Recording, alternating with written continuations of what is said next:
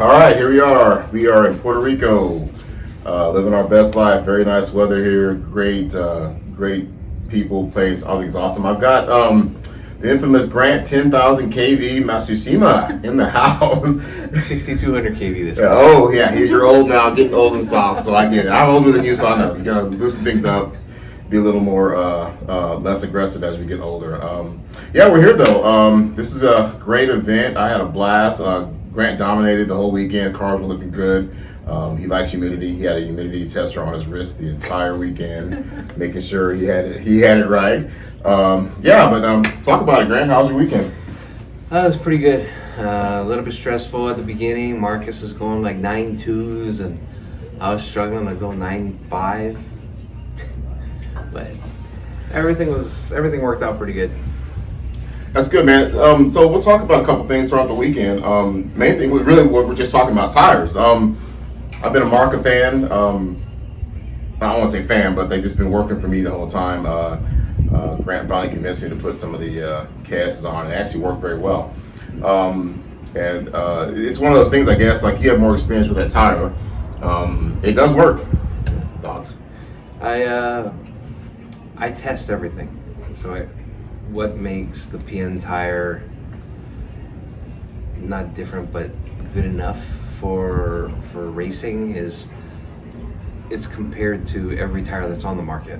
It's not a tire we just make because that's all we can make. We make it because we compare it to other manufacturers, and the KSMs came about after Marcas came out. Yeah. KSs were pre-Marca era. So I mean it's catered to it's a tire that you can cater to your field, but you have to be willing to test them all. Right. Yes, for those who don't know, and I'm actually kind of new to this, is that Grant is pretty much head front on creating all the PN stuff. So he gets stuff before anybody else. Developing all the PN stuff. So I'm not sure who creates it, but then he's the one that's going to put it to the test and make sure it's what the market needs. So what I've learned over the weekend with Grant anyway is that they are continuously developing and trying different things and trying to make the best parts anybody can make. He runs a lot of big races, more than I do. I'm starting to run a lot more of them too. So, a national level competition is a lot different than local level.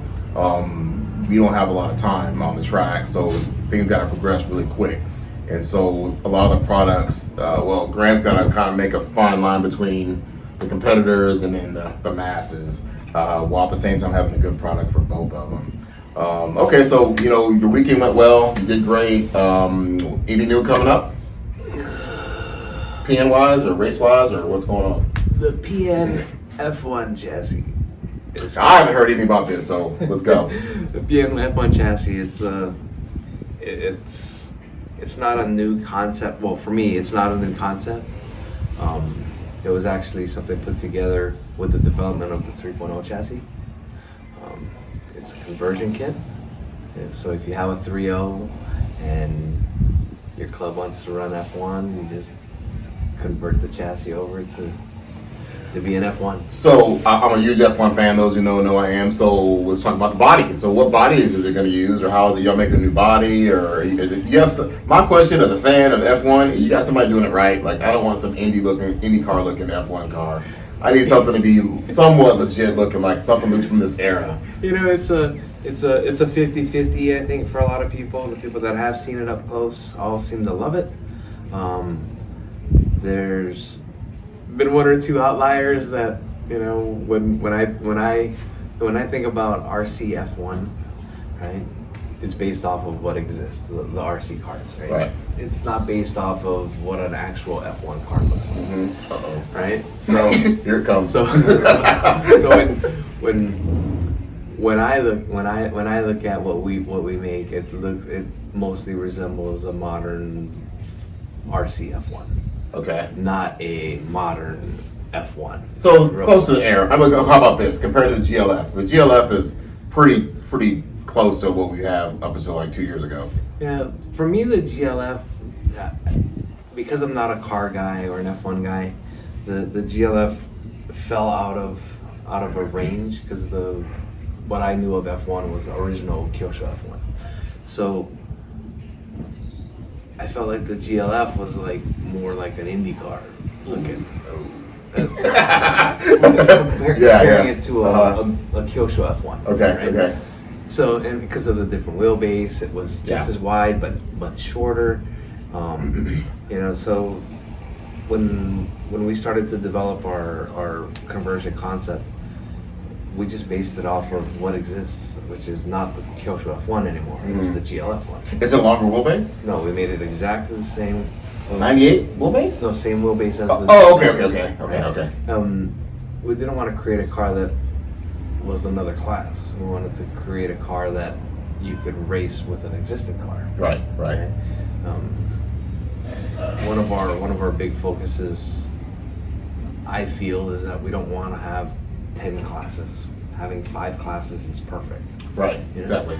So we didn't want to create another class, of car. We wanted to create a class of car that could race with the same. What's out there right now? What's on the market? Gotcha. So our wheelbase is matching to the GL as far as the track goes, the wheel track goes, and length. Okay. Our body's definitely, our chassis is more bulky, so our body has to cover more bulk. Right. So single battery in this one? No. Double battery, huh? There have been some talks about with some friends of mine how they would do it, but it's based off of the 3.0 where it's the saddle packs and it's wide. The chassis itself is wide. The base of the chassis is wide, but it's just as wide as the GLF chassis with the side links. Right. So the difference with the GLF is they don't cover their side links, so there's all that void. Right. Or our body covers it. Okay. Well, that sounds good. Gonna look forward to that. So this that goes into the PM 3.0. Like I said earlier, your car was really good all weekend. So obviously you changed some things on the car or found different different line of thought to how to make the car work. A couple things that for the people that run that car, I'm sure you picked up on some things over the weekend. Yeah, I had a little bit of a head scratcher at the Worlds.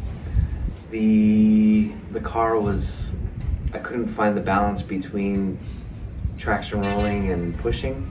So after I got back from Thailand, I spent the better part of the last 3 weeks working on a revised setup, a revised baseline. I talked with a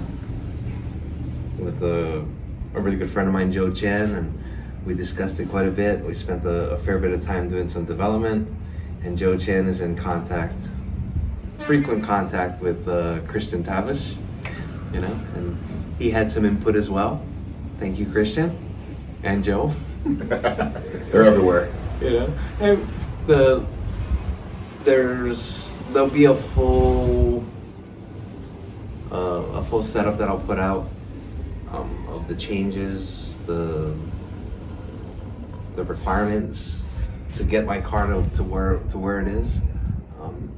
But one of the biggest things was to mess with roll center in the 3.0 chassis,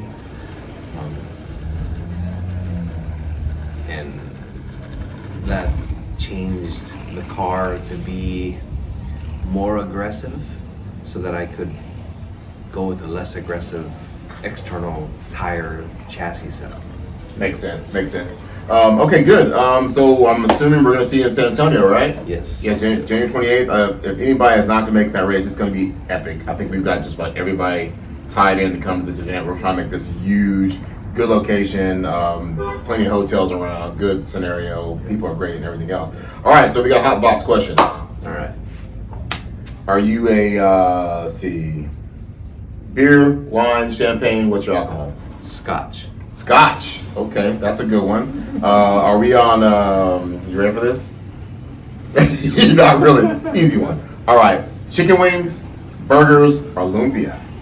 Chicken wings. All right. Well, there you go. You know a little bit about Grant. Appreciate the interview, Grant. And we'll see you at the next one, brother. Good one. All right, guys.